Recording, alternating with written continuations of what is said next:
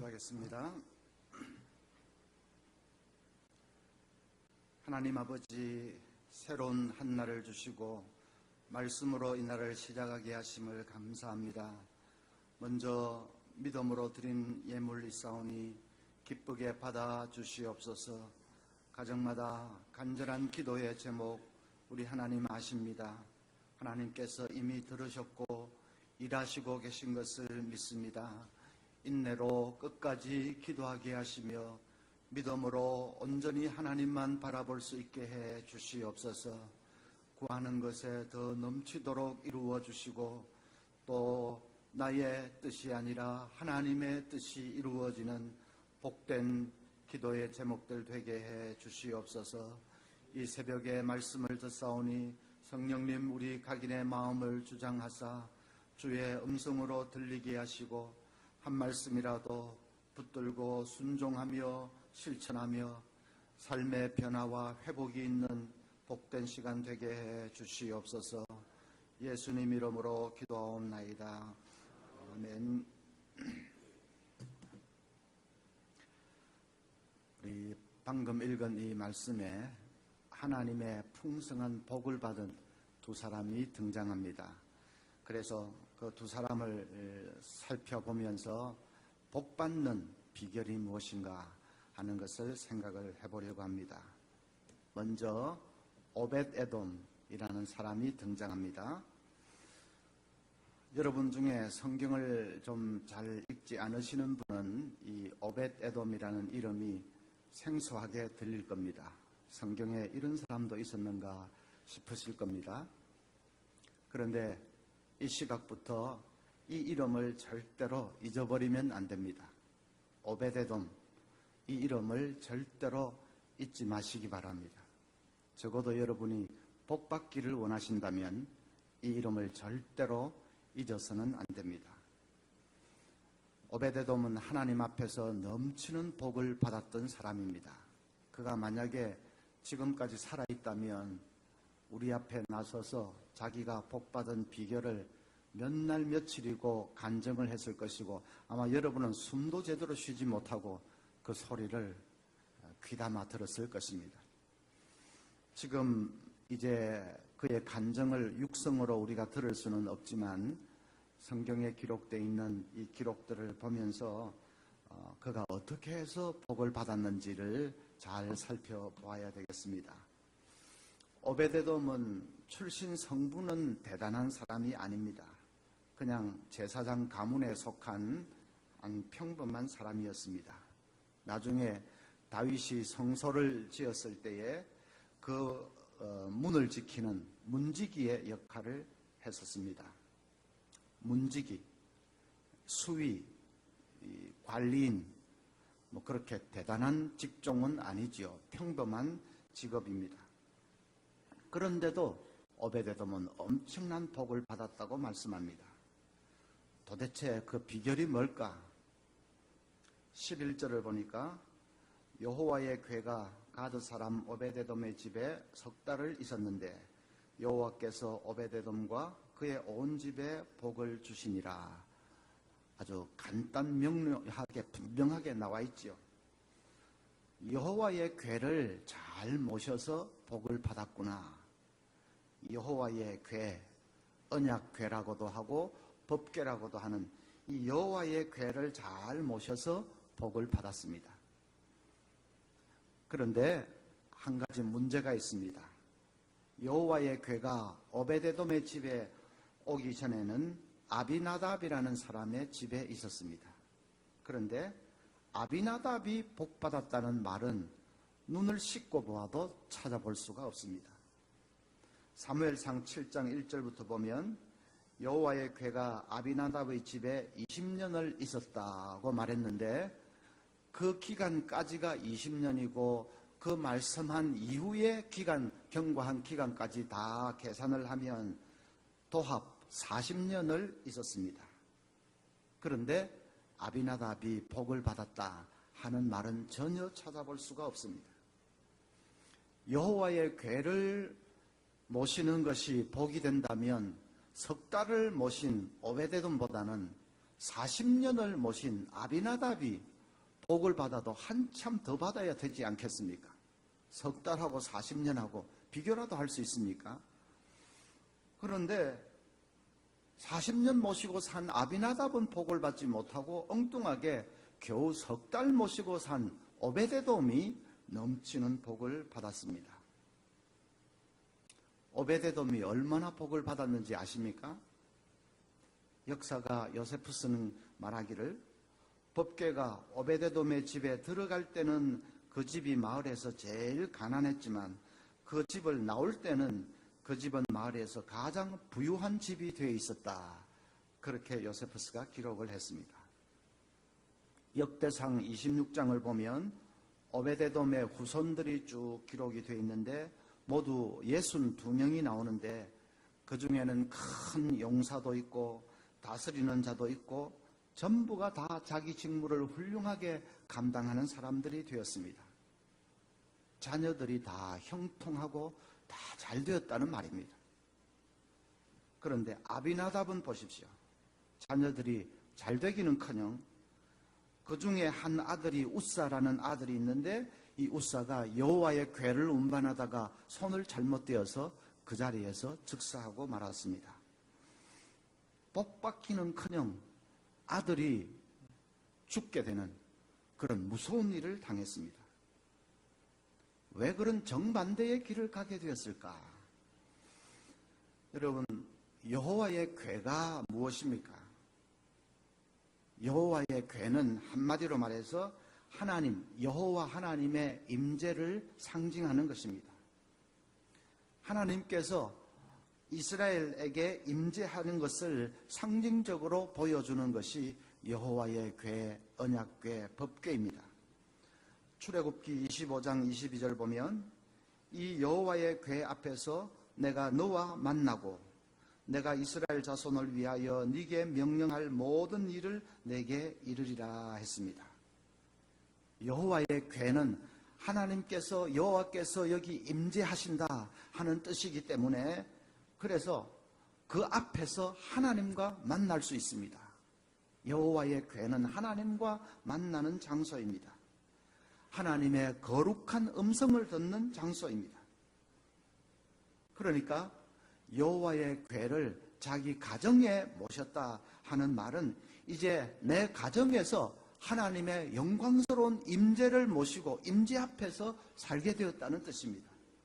날마다 가정에서 하나님의 거룩한 말씀을 들으면서 그 하나님의 영광을 대하면서 그 앞에서 열심으로 예배하면서 살게 되었다는 뜻입니다. 그것이 얼마나 복입니까? 여호와의 궤는 이 성전에 그것도 지성소 안에만 있을 수 있는데 그 여호와의 궤를 가정에 모시고 그 앞에서 하나님의 임재를 대면하면서 그 하나님의 음성을 들으면서 살게 되었다 하는 것이 얼마나 큰 복입니까?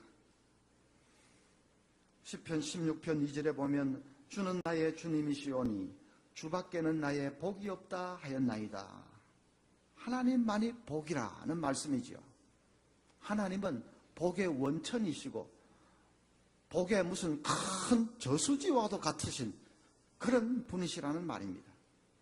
시편 84편 11절에는 여호와 하나님은 정직하게 행하는 자에게 좋은 것을 아끼지 아니하시는 하나님이라.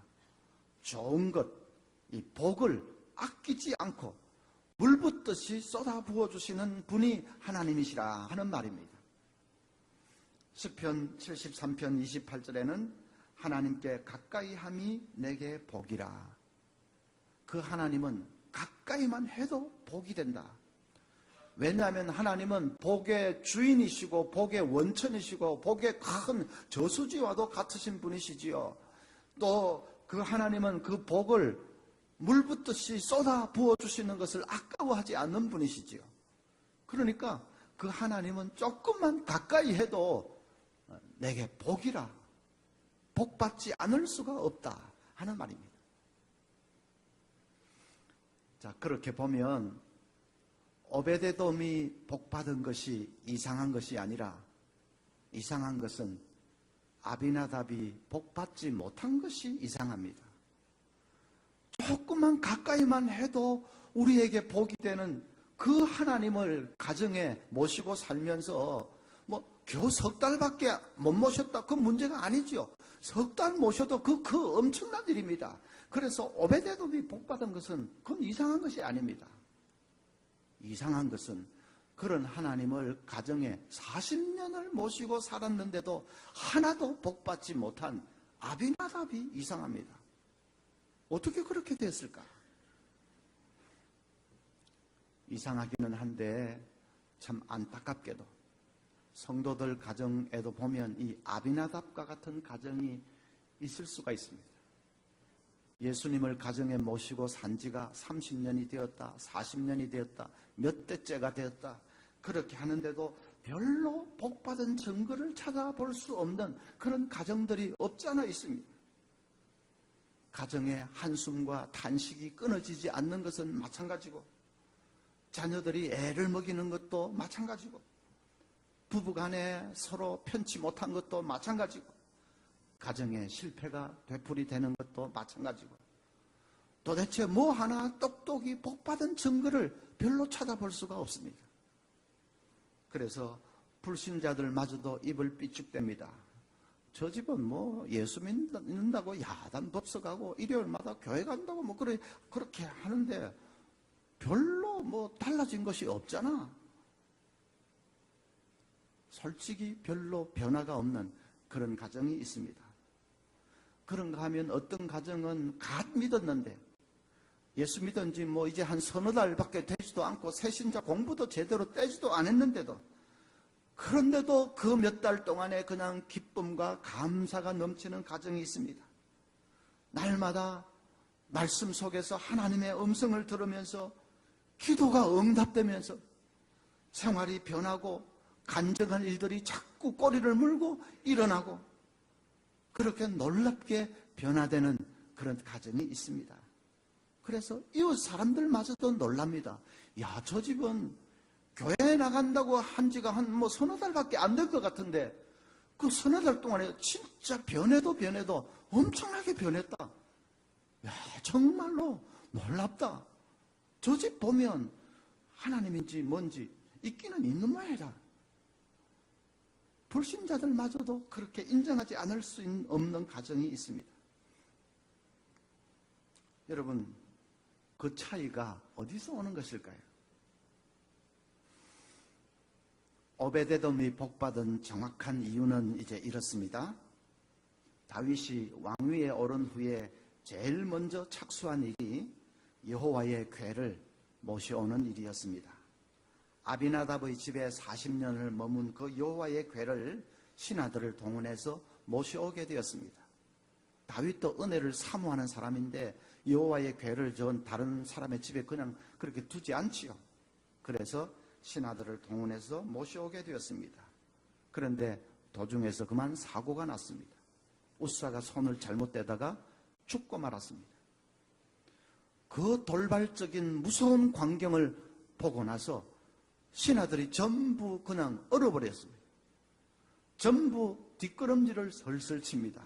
자기도 잘못되면 어떻게 하나 겁에 잔뜩 질려가지고 전부 뒷걸음질을 설설 칩니다.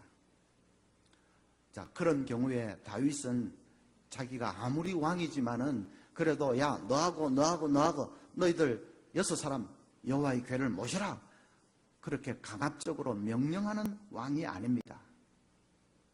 누가 좀 나서줬으면 좋겠는데 그런 마음으로 다윗이 이렇게 주위를 둘러보는데 신하들이 그냥 고개를 숙이고 그냥 모르는 척 전부 뒷걸음질을 치고 있습니다. 다윗 왕이 참 입장이 곤란하게 되었습니다. 그때 오베데돔이 나선 것 같습니다. 왕이여, 제가 여호와의 궤를 저희 집에 모시겠습니다 하고 오베데돔이 자원해서 나선 것입니다.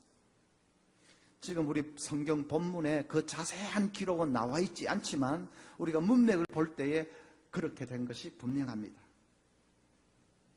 왕이여, 여호와 하나님의 궤인데 제가 부족해도 그래도 우리 가정에 모시겠습니다. 그렇게 자원해서 나선 것입니다. 그리고는 힘을 다해서 그 여호와의 궤를 잘 섬기고 모셨습니다. 하나님이 그 중심을 기쁘게 보셨습니다. 하나님이 보고 계시지 않습니까? 하나님이 오베데돔의 그 태도와 그 마음의 중심의 자세를 기쁘게 보셨습니다. 그래서 복을 주신 것입니다. 석 달 기간은 별 문제가 아닙니다. 마음의 그 뜨거운 마음, 그 뜨거운 중심이 뭐 석 달이든 30년이든 기간이 중요한 것이 아니라 그것을 하나님이 보시고 정말 됐구나. 하나님이 복을 주신 것입니다. 아비나답은 그렇지를 못했습니다. 사무엘상 7장 1절부터 보면 기럇 여아림 사람들이 와서 여호와의 궤를 옮겨 산에 사는 아비나답의 집에 들여놓고, 아비나답은 자원해서 여호와의 궤를 모신 것이 아닙니다. 이 산에 사는 기럇 여아림 사람들이 억지로 뜯어 밀어가지고 마지못해서 떠안았습니다. 그 다음 구절을 보면 그의 아들 엘리야사를 거룩하게 구별하여 여호와의 궤를 지키게 하였더니, 이건 좋은 말이 아닙니다. 긍정적인 말이 아닙니다. 아비나답이 또 그 아비나답 식구들이 여호와의 궤에 대해서 얼마나 관심이 없고 성의가 없었으면 아비나답이 이거 안 되겠다. 이게 이래서 큰일 나겠다. 보자. 엘리야살 네가 책임지라. 죽이든 밥이든 네가 좀 책임져야 안 되겠냐. 네가 좀 책임지라 해서 말하자면 당번을 세웠다는 것입니다. 억지로 여호와의 궤를 맡아놓고 식구들 중에 아무도 성의도 없고 사랑도 없고 관심도 없고 하니까 여호와의 궤를 아무렇게나 취급하다시피 되니까 아버지 입장에서 할 수 없어서 아들 하나를 구별해가지고 당번병을 세우듯이 그렇게 네가 좀 책임을 져줘 하고 억지로 맡겼다는 것입니다. 식구들이 얼마나 관심이 없었으면 그렇게까지 해야 되었겠습니까? 아니, 다른 말 할 것 없고 그 아들 중에 또 다른 아들 웃사라는 아들이 여호와의 궤를 잘못 손대다가 죽고 말았습니다. 여호와의 궤를 옮길 때는 사람이 어깨에 메고 옮기라고 율법에 분명히 말씀하고 있는데 그걸 그렇게 하지 않고 그냥 소가 끄는 수레 위에 덜렁 얹어, 이게 편하니까 소가 끄는 수레 위에 덜렁 얹어가지고 가자 하다가 가다가 덜컹덜컹 하다가 떨어지려고 하니까 웃사가 놀라서 이제 잡는다고 손을 잡았습니다.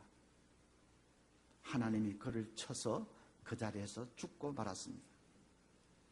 도대체 아버지 아비나답이라는 사람은 사람이 어떻게 된 사람인지, 40년을 그 여호와의 궤를 모시고 살면서 여호와의 궤를 옮길 때는 어떻게 옮겨야 된다는 거 자녀들에게 그 교육도 한번 안 해가지고 안 했겠지요. 그래서 아들이 그냥 죽고 말았습니다. 아니면 아버지가 뭐 교육을 했는데 아이들이 그냥 건성으로 듣고 귀로 다 흘려버리고 그렇게 했는지도 모르겠습니다. 어쨌든 그 가정이 부모부터 자녀들까지 여호와의 궤는 여호와가 그게 임재하고 계신다는 그 표고 상징인데, 그런 여호와의 궤를 자기 가정에 모셔놓고 얼마나 무성의하고 등한하고 했으면 아버지도 그렇고 자녀들도 그렇고 그래서 복받지 못한 것입니다. 그 대조되는 것이 오베데돔이지요. 오베데돔. 역대상 13장 14절에 중요한 말씀 나오는데, 하나님의 궤가 오베데돔의 집에서 그의 가족과 함께 석 달을 있으니라. 그의 가족과 함께 하는 말이 중요합니다. 여호와의 궤를 모셔놓고 오베데돔의 온 가족들이, 아버지부터 시작해서 엄마와 그 다음에 형님, 누나, 동생, 제일 꼬맹이까지 온 가족들이 그 앞에서 하나님 예배하기를 즐거워했다는 것입니다. 하나님의 음성 듣기를 사모했다는 것입니다. 힘을 다해서 그 여호와의 궤를 이제 모시게 된 그 사명을 힘을 다해서 기쁨으로 감당을 했다는 것입니다. 온 가족이, 그게 그의 가족과 함께 석 달을 있었다. 그 말의 뜻이겠지요. 여러분, 오늘날도 아비나답 같이 신앙생활 하는 분들이 있습니다. 신앙생활을 억지로 끌려가듯이 합니다. 명색이 집사니까 집사 체면에 마지못해서 합니다. 아버지가 장로님이니까 그 아버지 낯을 봐가지고 막 억지로 하는 젊은 가정도 있습니다. 새벽기도, 수요일 예배 이런 거 아예 물 건너갔고 주일 하루 그 예배 드리는 것도 참 부담스럽게 생각하고 귀찮게 생각하고 억지로 끌려가듯이 합니다. 주일이 왜 이렇게 빨리 오냐? 주일이 금방 주일이냐? 사람 미치겠다. 주일이 아니라 죽일 날이다. 죽일 날. 그러는 사람이 있습니다. 그런 식으로 신앙생활 하는 거 10년, 20년, 30년 아무리 30년 해봐야 그것이 뭐 하나님이 보시기에 기쁘시겠습니까?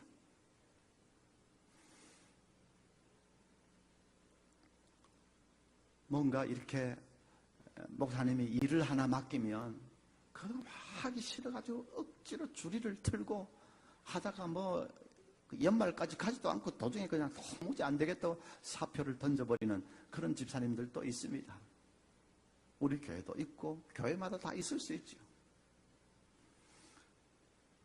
그래서 연말 연시가 되면 어떤 분을 좀 이 직책에 세울까, 어떤 분을 이 봉사부장 세울까 하는 게 이 담임 목사님들 고민입니다.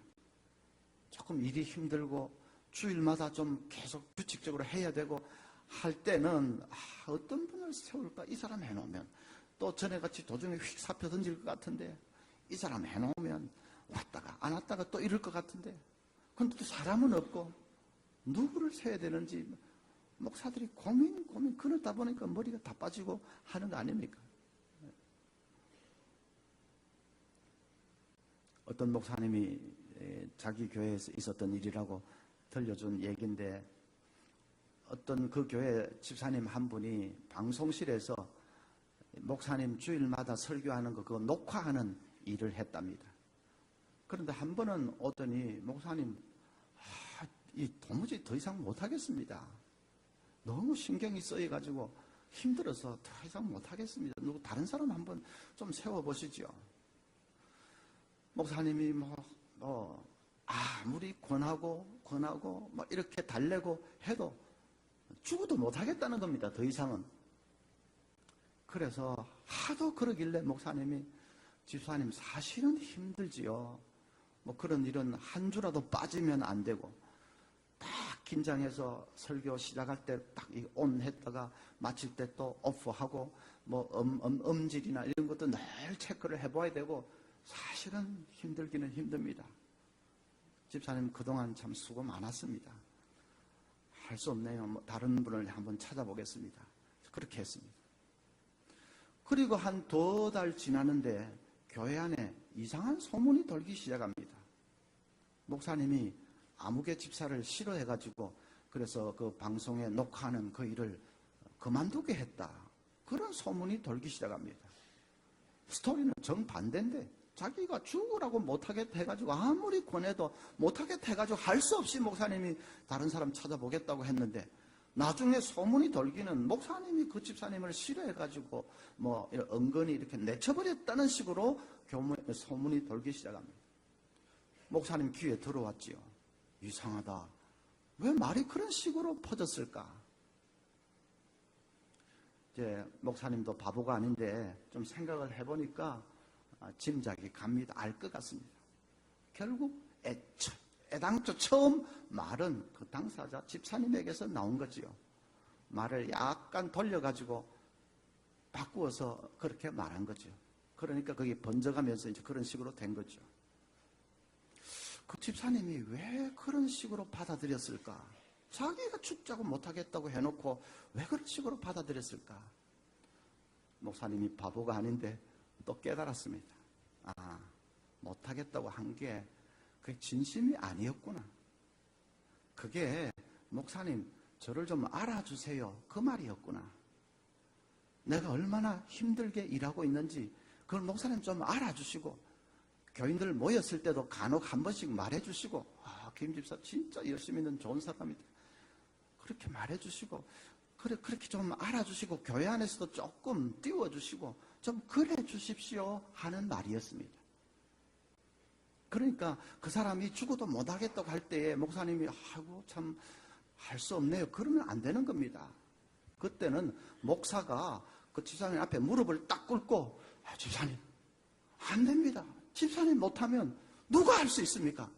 우리 교회 다 사람 많아도 전부 허수아비고 집사님 많은 사람이 누가 있습니까?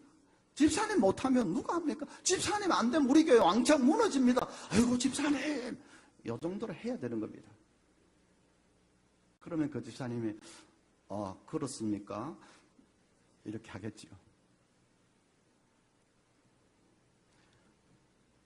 목사하기도 참 힘듭니다. 무슨 얘기를 들으면 저게 진심인가? 아니면 또 속에 무슨 복선이 있는가? 정신을 바짝 차리고 들어야 됩니다. 그러다 보니까 머리가 다 빠지고 그러는 거 아닙니까? 여러분, 사람이 무슨 복잡한 것은 별로 좋은 게 아닙니다. 여러분 영성에 관한 책들을 보십시오. 항목이 많은데 그 중에 늘 보면 심플 라이프, 단순해야 된다는 거 나옵니다. 단순해야지 영성이 깊어질수록 단순합니다. 하나님 앞에서도 단순하고 사람들 관계에서도 단순합니다. 뭐가 복선이 많이 깔려 있고 말은 이렇게 하면서도 속은 또 다른 생각이 있고 계산을 대고 그거는 그렇게 영적인 것이 아닙니다. 복잡하지 마십시오. 진짜 싫으면 싫다 하고 그 이상은 없도록 그렇게 하십시오. 좋으면 좋다. 그리고 내가 하고 싶으면 내가 좀 해봤으면 좋겠습니다. 그렇게 솔직하게 말하고 무슨 말은 이렇게 행동을 따라 너무 복잡하면 그게 좋은 게 아닙니다. 단순해야 됩니다. 겉과 속이 똑같아야 됩니다. 어떤 사람은 가정에 조그만 문제라도 있으면 그냥 교육자에게 쪼르륵 달려가서 우리 가정에 이런 문제가 있습니다. 기도해 주세요. 기도를 부탁합니다. 내 자존심, 우리 가정의 자존심 그런 거 다 내려놓고 하나님 앞에서 해결받아야 되니까 자기도 열심히 기도하지만은 또 교육자에게도 기도를 부탁합니다. 목사님이 일을 하나 맡기면 그냥 죽을 똥 살 똥 감당합니다. 최선을 다해서 감당합니다. 예배를 사모하고 예배 시간에 정말 뜨겁게 그렇게 말씀 사모하고 예배를 드립니다. 가정에서도 온 식구들이 둘러앉아서 일주일에 한 번이라도 가정에서도 꼭 제단을 쌓는데 그거 해라고 해서 하는 것이 아니라 중직자 가정이 그것도 못하냐고 막 책망을 들어서 하는 것이 아니라 그냥 뜨거운 마음으로 열심으로 엄마 아빠 그 다음에 누나 제일 꼬맹이 동생까지 다 둘러앉아서 가정에서 뜨겁게 예배를 드립니다. 오베데돔 가정같이 가정에 여호와의 궤를 모셔놓고 힘을 다해서 기뻐하면서 섬기고 그리고 봉사하고 그런 가정은 복을 받습니다. 저는 목회하면서 그런 경우를 많이 봤습니다. 실패하고 큰 어려움을 당했는데도 흔들리지 않고 그냥 주의를 사모하면서 예배 드릴 때 보면 언제나 제일 앞자리에 딱 눈만 보면 알지 않습니까? 은혜를 사모하는 그 눈빛이 역력합니다. 일찌감치 와서 앉아서 기도로 준비하고 그리고 은혜를 사모합니다. 자기 가정에서도 꼭 그런 식으로 예배를 사모합니다. 별것 아닌 일, 그런 일 맡겨놓으면 그냥 감사한 마음으로 최선을 다해서 감당합니다. 주차 부장 그거 맡겨놓으면 주일마다 이제 7시에 와야 되죠. 그래서 교회 지하 주차장도 둘러보고 그 다음에 가로수길, 그 다음에 이 도로길 둘러보고 또 앞에 무슨 중고등학교 그 빌려놓은 거기도 다 자기가 살펴보고 찬바람 쌩쌩 부는 한겨울에도 변함없이 하나님의 그런 가정에 복을 주십니다. 당대가 아니면 자녀들이 잘 됩니다. 자녀들이 복을 받습니다. 여러분 이 목사님들 보면 목사님 목회 생활에서는 고생을 많이 하는 분들이 많습니다. 경제적으로 넉넉지 못하지요. 여러 가지 힘들죠. 그렇게 힘들게 목회 생활을 하는데 목사님 자녀들은 대부분이 다 잘 됩니다. 하나님께서 복을 주시는 것입니다. 죽도록 충성할 때에 하나님께서 복을 주시는 것입니다.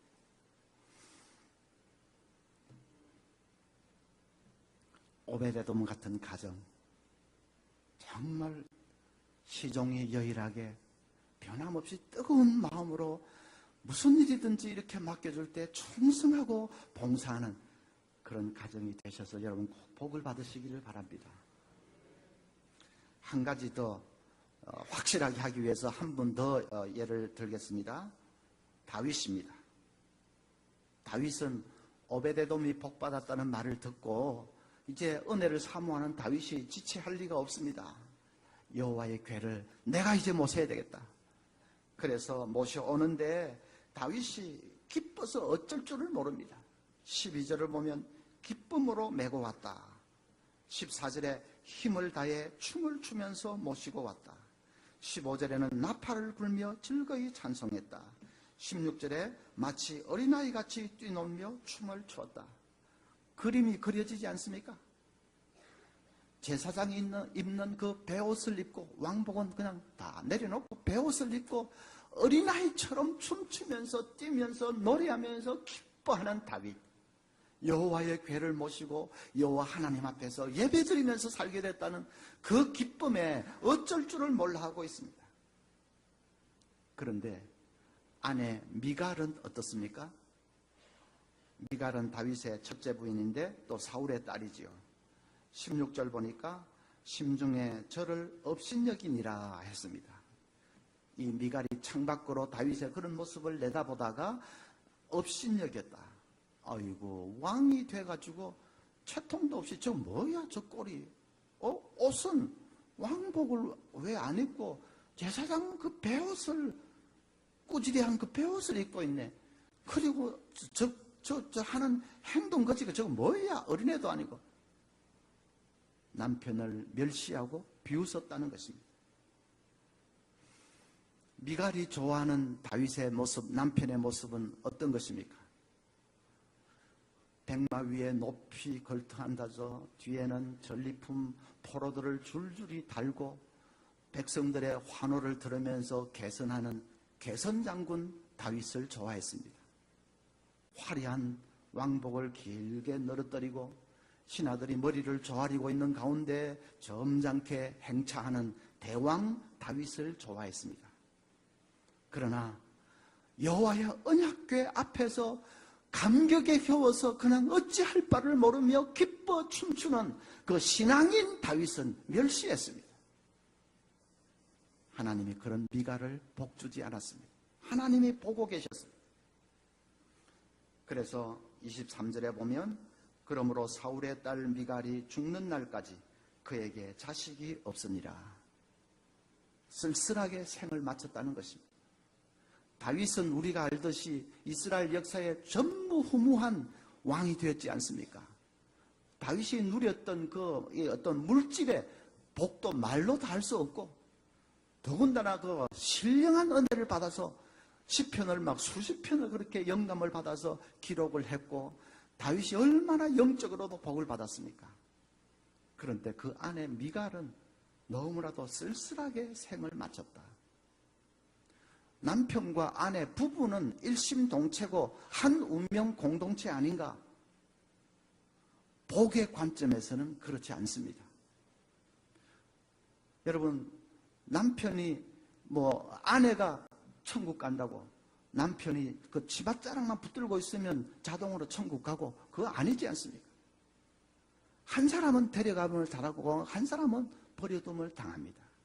두 사람이 같이 맷돌을 가지고 있다가도 한 사람은 올라가고 한 사람은 버려둠을 당하고, 두 사람이 한 침상에 있다가도 한 사람은 데려감을 당하고 한 사람은 버려둠을 당한다고 했습니다. 무조건 그 축복에서는 한 운명 공동체가 아닌 것 같습니다. 오늘 우리 주위에도 이 미갈 같은 사람이 있을 수 있습니다. 돈 많은 사람, 권세 있는 사람, 세상에서 유명한 사람은 목이 빠지도록 좋아하면서 아무리 신앙이 좋아도 별로 가진 것이 없으면 아예 멸시하는 그런 사람이 있습니다. 교회 안에서도 집사님 오셨습니까? 겉으로 인사는 하지만 속으로는 별 가진 것 없으면 그 사람 별로 수에 치지 않는 그런 집사님이, 그런 분이 있을 수 있습니다. 하나님이 그 중심을 보고 계십니다. 그건 다른 중심이 아닙니다. 목회를 하다 보면 간혹 중매를 서야 될 때도 있는데, 뭐 35살을 자꾸 넘기고 이렇게 관연해가는 그런 자매가 있어가지고, 너무 눈높이가 높은 거 아니냐, 왜 자꾸 그렇게 세월만 보내 하니까, 아이고 목사님 절대로 그런 거 아닙니다. 저는 믿음만 좋은 총각이면, 믿음만 좋으면 됩니다. 그 말을 철석같이 믿고 한 사람을 소개해 줘 봅니다. 이 총각은 진짜 믿음 좋다, 다 인정하는 사람이고, 그래서 총각 집사다. 그런데 직장은 그냥 대기업 뭐 그런 건 아니고 조그마한 회사에, 뭐 괜찮기는 해도 그래도 조그마한 회사에 다니고, 키도 좀 그냥 작달막한데, 키 작은 게 뭐 흠이겠습니까? 그런데 하여튼 키도 좀 작달막하긴 한데, 어떻게 한번 볼래? 아가씨가 고개를 푹 숙이고 기척이 없습니다.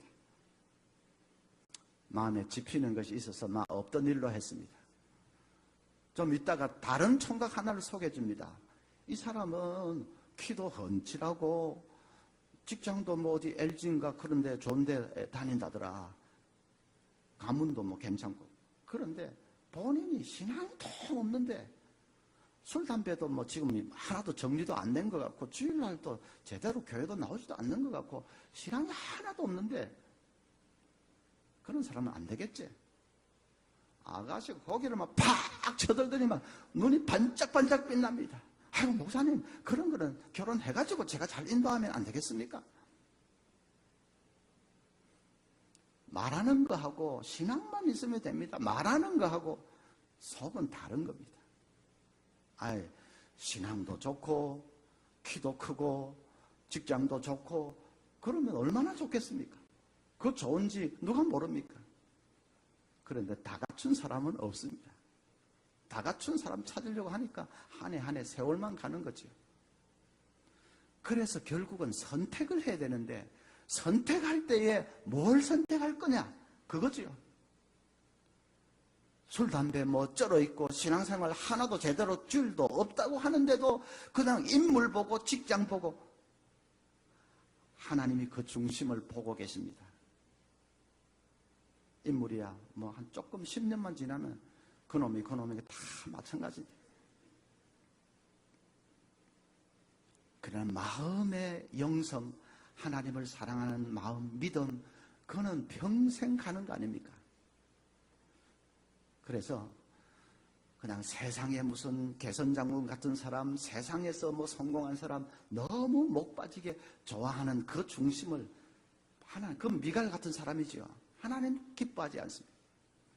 그러나 다윗처럼 뭐 왕의 왕복, 그게 중요한 것이 아니라 내가 하나님을 예배하는 예배자가 되었다는 그 사실 앞에서 기뻐 뛰면서 최선을 다해서 하나님을 섬길 때 하나님께서 그 중심을 기쁘게 보시고 받아주십니다.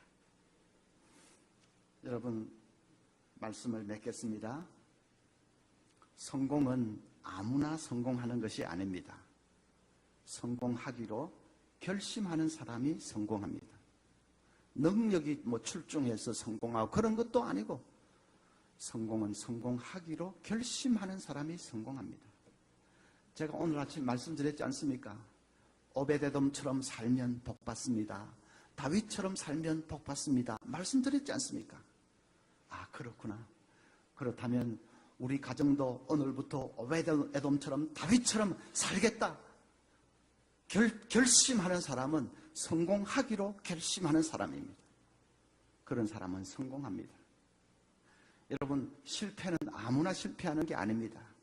재수가 없어서 실패하는 거 아닙니다.